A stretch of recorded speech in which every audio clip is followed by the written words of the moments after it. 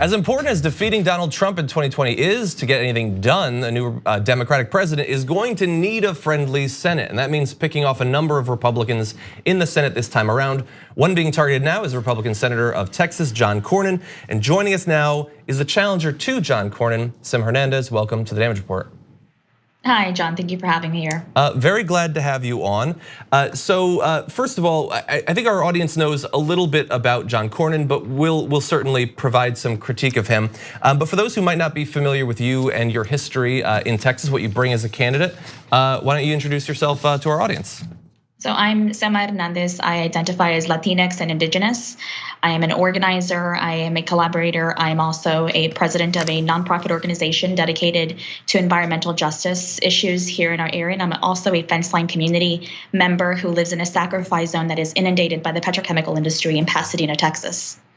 Awesome. So you have a lot of history in the state, organizing on a number of different issues. You'd also been a former co-chair in Texas of the Poor People's Campaign, correct? That is correct. So, I mean, basically across the spectrum of issues, from economic to environmental and all that, obviously there's a linkage there. A great work in that in the past. So, what led you to want to challenge John Cornyn? What is it about his record that you wanted to take him out for? Well, aside from the fact that he takes a lot of money from the petrochemical industry, he also takes money from the private prison industrial complex that is benefiting from the detention and separation and basically kidnapping of the families at the border looking to seek asylum in this country, which is completely constitutional. It is legal. And for him to deny that and continue to perpetuate this separation policy is unconstitutional, and it goes against domestic and international laws. I couldn't agree more. And of course, yeah, I mean, you're running in Texas. It's one of the states, obviously, where that issue is most front and center. Hypothetically, if let's say you were a senator right now, what would you like to see done? What would you do on that issue if you had authority in the Senate right now? Well, definitely defunding the ICE detention centers, dismantling ICE, DHS, Customs and Border Patrol, and funding the processing of asylum seekers rather than funding the concentration camps is what I would focus on as well. As senator, I would also fund a green, renewable, and sustainable infrastructure here in the state of Texas and across the country, depending on the region in which we are located, so that we can better prepare ourselves for the ecological devastation that is coming to our generation. So in just the last go round, you had Beto O'Rourke running against Ted Cruz. It was a very close race. What do you think about the future of these sort of state level races? Obviously, you're engaged in one in Texas. What do you think about the Democrats' chances in upcoming electoral cycles? Well, I think that the chances are great if we focus more on policy, we focus more on organizing instead of focusing on how much money can be raised. Because raising $80 million is not indicative of winning an election. You have to have the people and engage them and talk about policies that directly impact voters so that we can get them out to vote. It's not about competing for Republican voters. It's about competing for a true democracy that represents and reflects who we're representing in each and every state.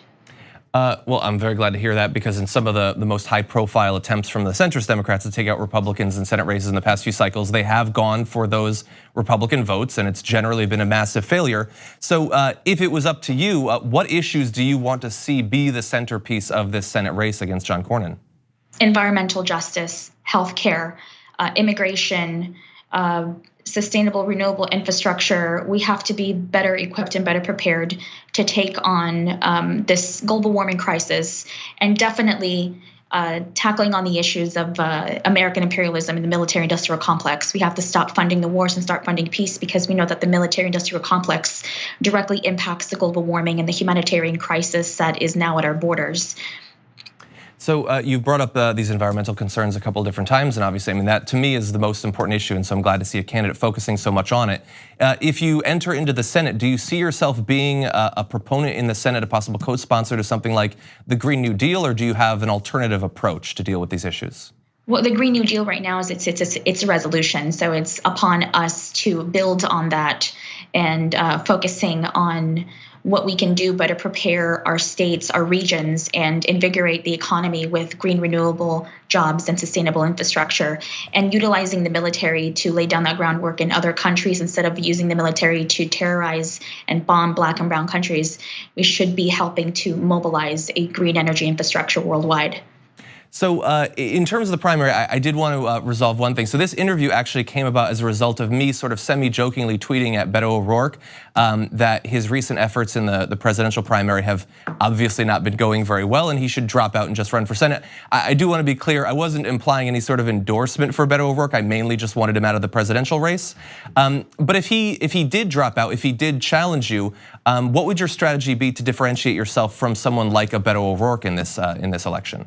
Well, I think I've done very well in doing that in 2018, and doing it again in 2020 in this election is setting the groundwork for what we've done on a collaborative issue with other candidates and grassroots organizing, and making sure that the message gets across. And we've seen him sign on to deals that then he went back on, such as the no fossil fuel money pledge. He didn't uphold it, and I myself signed it in 2018. I did it first in the Senate race, and I did it again in 2020. So these are things that we've already done, and it's just continuing to lead in those important issues. So if he wants to drop out and come into the Senate race, I fully encourage that and I welcome that, because we know that mediocre policies with centrist Democrats will not invigorate a base that has been longing for a candidate that will truly stand up and fight for them, not just when they're in office, but before they're in office. And that's what I've been doing for the last 34 years that I've been alive and barely breathing. Wow, okay, well that is a strong response. It would be exciting to see you debate a Beto O'Rourke. I've covered some of his debates. I don't know exactly how he would stand up to some of what you've said here. So very exciting candidacy. Sam Hernandez, I want to thank you for joining us, and good luck in your race. Thank you so much.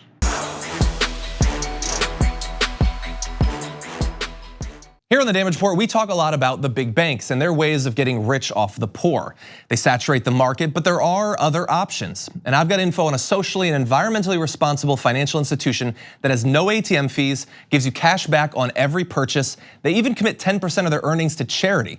It's called Aspiration, and if you go to aspiration.com/TYT to sign up, you'll get these perks, and that's more money to spend or to save or to spend. Just treat yourself.